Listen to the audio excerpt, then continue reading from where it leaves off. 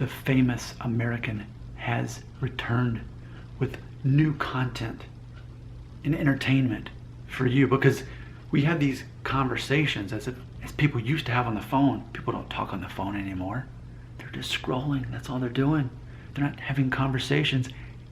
This is the closest thing to a conversation that most of us even have with people we don't actually see in the same room with us. Since people don't talk on the phone anymore, we can talk about a subject such as this. I made a video, and I can say that this is more popular of a video than I expected. The video is called, "I Look Like My Ancestors from Michoacan, Mexico. I Feel Connected to Mexicans and Jews." It's definitely true. If I see someone who is Mexican or Jewish, I immediately can recognize that, see it. I approach them, we have a conversation about it, we feel good about it. That's how it happens in my life here in the United States. That was made just a few days ago. It's had nearly 200 views, 80 comments, 12 thumbs up, and only 1 thumbs down. So that ended up being a relevant and popular video for this channel. And you know how I am. If I see that I did something right, I want to keep doing it again. I want to help us all have more conversations about things we are more universally interested in. So I mentioned this video has had, in just a few days, 200 views and 80 comments. So basically, it's had nearly, out of all the people who watch it, at least half the people basically left a comment on it.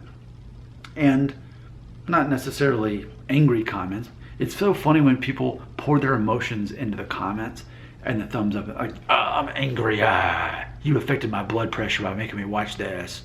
But no, most people, they like this one. But as I look through all the comments here, the 80 comments so far, what's interesting is there still was a split.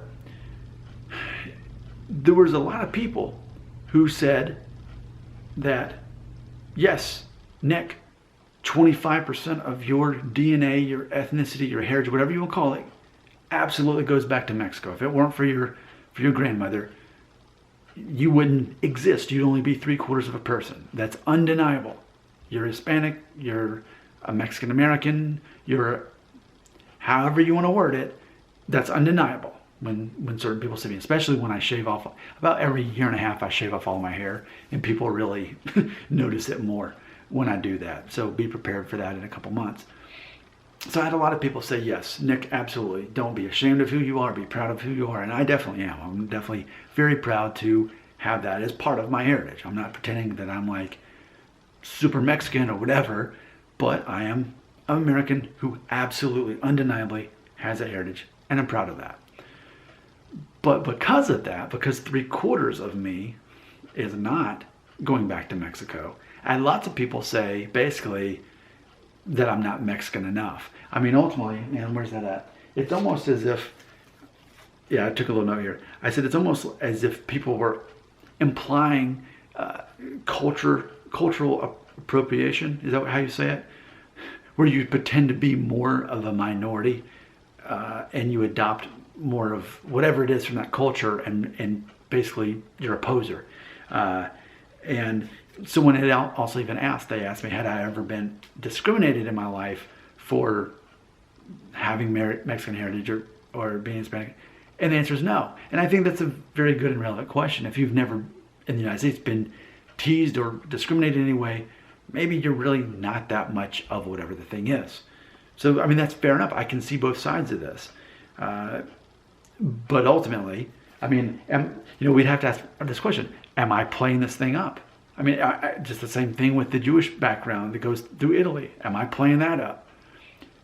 This is a channel where we openly discuss DNA tests and ethnic backgrounds. And people would point out, well, why don't you point out your dad's side? I mean, he's 3/4 British and 1/4 German. You don't really talk much about that. Well, I think the reason for that is I make videos by what engages people. And I've made videos talking about German background and British stuff. But what I've learned specifically is, and this goes back to another video that I recently made talking about how we're a melting pot here. Well, so consider this. My mother's parents were both first generation Americans. That means that my great grandparents came from a different country. That's what that means.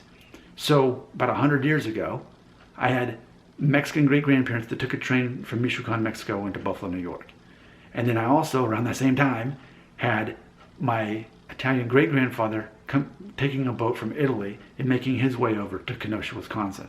And eventually, when they had children, two of those children met, married, and that ended up being my grandparents.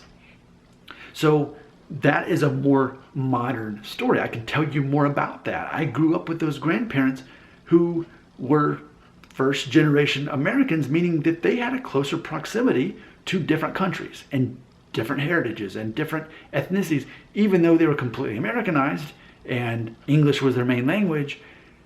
I was exposed to that. Now let's compare that to the grandparents on my dad's side.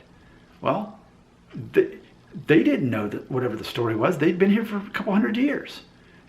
As far as even be able to say what the ethnic background was, as far as what country they actually came from. We always, and this is before the internet, keep in mind, Shell sounded German, so we assumed it was. But there was a lot of last names on my dad's side, like Taylor, for example. That sounds pretty English or British, whatever. So it always made sense that probably British and German.